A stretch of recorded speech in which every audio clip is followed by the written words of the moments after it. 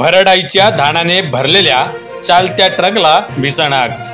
गोरेगाव गोंदिया मार्गावरील घटना।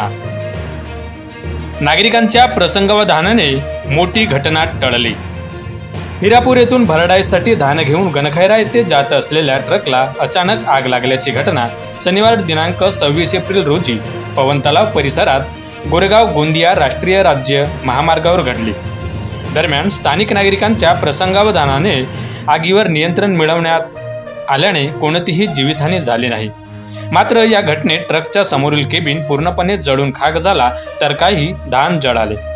प्राप्त माहितीनुसार शनिवारी दुपारी 1 वाजताच्या सुमारास प्रगती सुशिक्षित बेरोजगार संस्था मर्यादित घोटी या संस्थेचे हिरापूर येथील गोदामात ठेवलेले धान भरडाईसाठी ट्रक क्रमांक MS04 GC 3877 ने हिरापूर येथून गोरेगाव मार्गे गणखैरा येथील राजपूड मिल येथे घेऊन जात असताना गोरेगाव गोंदिया राष्ट्रीय राज्य महामार्गावरील शहरातील पवन तलाव परिसरातील साईबार पुढे अचानक ट्रकच्या केबिनमध्ये शॉर्ट सर्किटमुळे आग लागली। ट्रकला आग लागल्याचे कळताच ट्रक चालक समीर शेख याने ट्रक थांबवून बाहेर निघाला। यावेळी घटनेचे गांभीर्य पाहता परिसरातील कैलास खरवडे यांच्या दुचाकी दुरुस्तीच्या दुकानातून पाईपद्वारे आगीवर पाण्याचा मारा करण्यात आला।